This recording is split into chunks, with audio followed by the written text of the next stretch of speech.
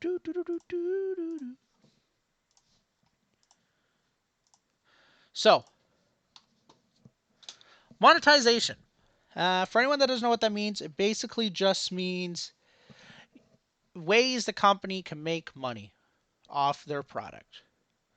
Uh, so, obviously, for any game to be successful, you need to make money.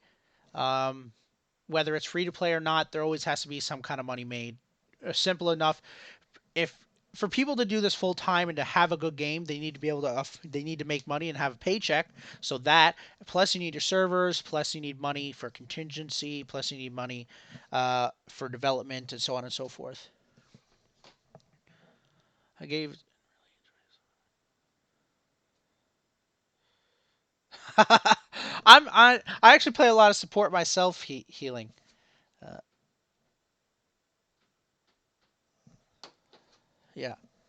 Yeah, I wasn't a fan of the new card system after version 42 either. That's when I stopped playing around. Was there? I gave it a few more shots, but not much more. So yeah, as I was saying, of course the company needs to make money. So there's different ways to make money, and we just want to talk about it, and we just want to talk about what Strange Matter is going to do, what other companies in the same kind of business are doing in the same industry, and if we think what they're doing is a good idea, bad idea, can be improved. Because obviously, I'm of the mindset that everything can be improved. There's no perfect. I'm one of those kind of people. Even when I'm one of those people that when you think you see a good move, look for a better move, kind of thing. If that makes any sense, kind of like a little chess saying there. And so, Strange Matter at the moment, their idea is for early access, because that's where we are. That's what we got to talk about. Is you pay $20 to get 7 heroes, two on rotation, or you pay $30 to get all heroes, and they give you a bit of more of incentive, or you get pay $60 to get all heroes, get a bigger incentive, get a free fault pack if you got a friend, uh, $35 worth of coins, so on and so forth. And you get the season pass in the founders pack.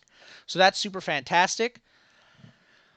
Um, and I agree. I like their things. For EA, I think they're quite fantastic. They give you a lot good. They give you really good bang for your buck, in my opinion. I think they did a great job of fixing that. Um, so and the season pass. So in all reality, let's say you got 20 heroes, right?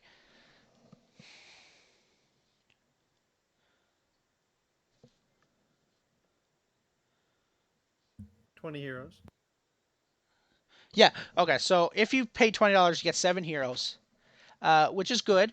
But to get extra heroes, uh, you have to pay $20 for a season pass. Obviously, they're going to be grindable as well, but in all reality, no one wants to grind them. And if you can dish out the extra 20, you're going to pay it.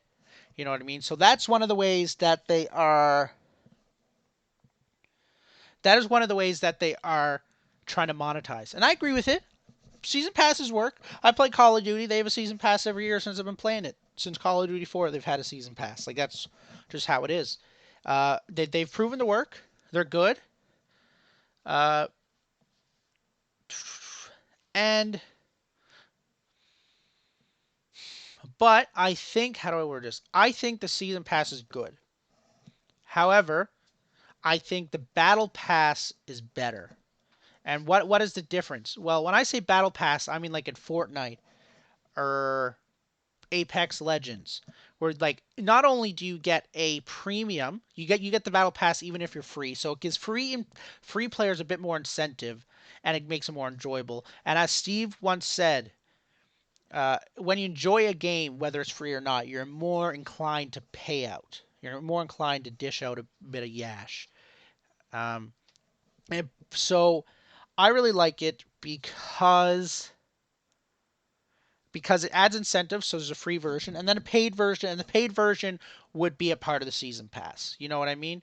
So in the battle pass, it's also a season pass, but there's little incentives for every level that you get. And I'm going to try to turn it to Chandler if Chandler is there. And I just want to give him the stage for a little bit and talk about his idea for a battle pass and why he prefers it over a season pass and over weekly challenges. And why he thinks it is better at making a company money than not. I mean, I always like the idea because again, like you sort of you don't have to pay for it upfront to get your value out of it. So let's say again, the free to play player gets into it, and obviously, like with any battle pass, you have a paid version, you have a free version. The free version has significantly less, but there's still enough incentive to keep playing it. So the mindset is that okay, let's say when I was originally sketching one out, I had 100 levels, but 100 levels seems way too much, especially with the minimal amount of content they could put out at first. Hmm. And again, this wouldn't be for early access. This would be like for a full release. Okay, so the battle pass, in your eyes, it's not an early access No, benefit. so like the season pass definitely makes perfect sense for like early access, Yeah. but I think once you get to a full release, that's where like because again, right now that season pass makes sense because in early access you have to pay up front for it. The battle pass is more appealing to a free to play player because Hmm. again, so here's the thing. So let's say instead of 100 levels, you bring it down to 50. Now all of a sudden you can have sprinkled through those 50 levels a couple of free tiers, and let's say somebody who at first they weren't going to buy battle pass because it's like, oh, I don't even know if I like the game, I'm just playing it for free, whatever, but they end up grinding the first 20 levels of that battle pass. Now all of a sudden that person's more likely to go, you know what, like I've gotten far enough in this battle pass, if I just buy it, I'll get all those things that I've already unlocked that just aren't available unless you have the premium battle pass. Hmm. Now all of a sudden it's just added income for stuff that, let's say, you already had on the back burner. Like we're talking about basic things like just like experience boost for like matter and like loading screens and tier one skins, like literally just recolors. Nothing like too heavy for any developer to produce, Hmm. but it's definitely something like, It. again, it's how do you get somebody to spend money on a free game? Mhm. And And I it's mean, also like the obviously thing that's in the they'll end up fashion. having to do the same thing Fortnite did, where people absolutely love skins. You want to make your character yours, and it's sort of that inherent, like especially at the beginning of any game. If these skins go, let's say, on a cycle, like that's with Fortnite. That's why people started doing it. Like Hmm. literally, there were skins that they knew were never going to come back, and they were just more rare than other skins. Hmm. So you almost had like your founder status because you had these early on skins that never got re-released. So it's something crazy where like you could sell a tier three skin for $30, and people will buy it for $30.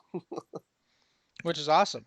And that's the thing that we've actually established. So we went over this in Faultarian Journal too, that skins, unless it's a tier one skin, maybe skins should be more expensive than the hero, unless it's like there's always exceptions. Like you might have one hero that for some reason everyone's and their mother is buying, so that one's going to be a bit more expensive. But just from a business standpoint, like that's what you would do. But uh, overall, skins are going to be more expensive, especially if we're getting into like tier three skins, which are like full reskins that make your abilities look different and everything like that. Yeah, definitely. And people like them. People are willing to pay money, and people usually don't have an issue with that. You know what I mean? And you can also grind them out, of course. It'll take you forever, usually if you want to get a $30 skin, but you can do it. Um, and I think it's really good. And what I like about it, what you're doing, is number one, this is in the fashion. So what I mean by that is I'm doing this topic for an essay that's called remediation. So basically means the refashioning of digital technology and social media. So an example of that would be like cable television is refashioned itself into Netflix, Hulu, Disney Plus, and so on and so forth to keep up with the times and to ultimately uh, make more money. You know what I mean? Make more money and keep people happy and keep the customer happier. If you can do both together, it's a win-win. So I think with the battle pass, you're really able to do that, especially if you add uh, a free version of and what am I saying? A free version and a paid version. You're really able to do that. And what I mean and why that remediation topic is important is because battle passes are the thing right now. They're like one of the hot things companies are doing. So it's really good to do that. And it's not like you can't take it out. Like you can take it out a year later and be like, nah, bro, I don't want to do that no more. For example, Epic Games owns Psionic Studios, and Psionic Studios makes Rocket League. And so people they recently just changed their monetization system so that Rocket League could stay afloat. Everyone, no, don't get me wrong, a lot of people are giving backlash about that, but they don't seem to, they haven't said anything. But there is that.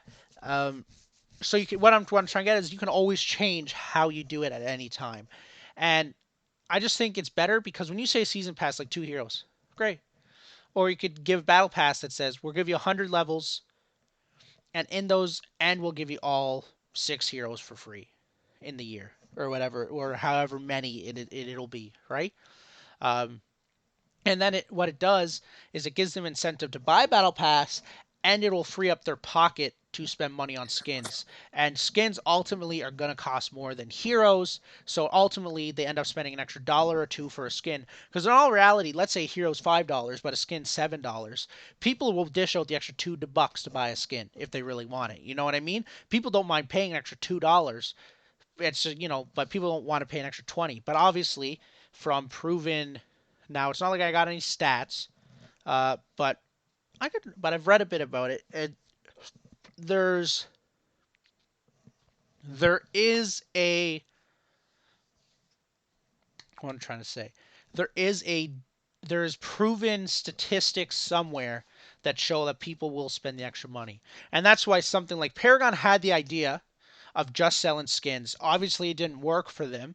And since they're working with the same community, skins is not enough, so heroes have to be paid. And in MOBAs, heroes are like everyone wants to buy the new hero. You know what I mean? In League of Legends and everything. But people also buy lots of skins. And I just think skins are really your moneymaker, to where heroes are just kind of your. They still give you profit, but not like skins do. I'm I'm pretty sure Smite and Dota heroes are free to unlock. No, you got to pay for certain heroes in Smite. Really? Yeah. Only for certain heroes you have to pay real Well, money? not certain. Like certain heroes cost different amount of, like, it's grindable matter kind of thing. So certain Yeah. heroes cost a different amount of Yeah. matter. So There are, yeah, in technically free. Smite there's a lot of heroes that, well, every single hero you can unlock with paid currency or in-game currency, but Yeah. sometimes what they'll do is some heroes will be half the amount of paid currency as they normally are, Hmm. but for a week or something you can't buy them with in-game currency. You can only do the half um paid currency Yeah. Uh, Yeah. that's weird. to like Yeah. incentivize Yeah. buying more currency. Yeah. And I think I'm going to start doing a bit of research on the League of Legends model because I'm not entirely sure what it is. Like, I know you can buy skins, buy heroes, but I don't know if they have any kind of pass or if they just leave it as open, as you can buy a skin or you can grind for it, you can buy a hero or you can Last grind time I for it. played League, they did have a pass. Yeah, I think they have something. I think they have something. I And I guess the think other thing to think of is that, like, let's say a season pass would be like an entire year of development, and it mhm, just comes out, like, the content comes out as you go through the year. But a battle pass would, like, only be every, like, let's say every 4 months it cycles to a new battle pass. mhm. That way you could have every year three different battle passes, and Yeah, and then that's where the season one part season comes in, pass. right? Like season 0, you have a battle pass. Season 1, you have a different battle pass, so on and so forth. You know what I mean? And it gives that incentive for people to play the game because you want to reach the level 100 or 200 or whatever they make it. And if they don't make it, they're gonna lose out on an exclusive skin, let's say. Um, and and it also gives that incentive of like, give me your money, kind of thing, to put it bluntly. You know what I mean? Uh, that's just, I don't know. I just think it's a really good idea, and I think Chandler's kind of onto something here. I think we can go a bit more in depth with it, but overall, I think it's a really good idea. And I forget exactly how you explained it to me, but that was originally, like the first time, but that's what really sold me on it. Because what we were talking about is last week we're talking about weekly challenges, I believe, and the battle pass. Because I think we mentioned it for a little bit, and Kenny was saying, look, weekly challenges are just as good as battle passes. And they give you matter and blah blah blah blah blah blah. But what it is battle passes give you more for less, as well as they give I you mean, I more. definitely think there still should be like weekly challenges, and that would just help you like Oh, you think you could just throw it level up all your in? battle pass. Yeah, kind of like a Like, contract in Destiny. yeah, because you already get just like your base amount for completing games and getting kills and whatnot, and you'd level it up that way. But Hmm. you could get bigger boosts or even just limited time. Like right now, there's a limited event in Apex where leveling up those specific weekly challenges, or in this case, daily challenges, levels up this just like side little bar Yeah. that gives you in-game things. It's not directly associated to any pass. It's just like a 2 week thing. Hmm. So having some sort of like daily or weekly challenge is definitely very important too. And those seasons are really cool because are like these monthly events because you can make or weekly events, whatever they are, because you can make them at like a specific time in the company. You can be like, oh, rent is due this week. Okay, the week before we're gonna have a weekly challenge. You know what I mean? Like little internal stuff like that that people don't really think about. We're gonna have like a holiday week or whatever it is. But Strange Matter has said that full release, tentative is quarter one of 2021. It will be free. I think they have to go that way because every other MOBA is. I think with the exception What of is gonna be free? Dota, Fault's gonna be free, free to Oh play, yeah. free to play. Uh, which I think like that's a good model because it's been proven by every company. You can look at it from Facebook, YouTube, League of Legends, all of that. That this free to play aspect is really, it can really make you some big bucks. It's the reason why McDouble's only $2.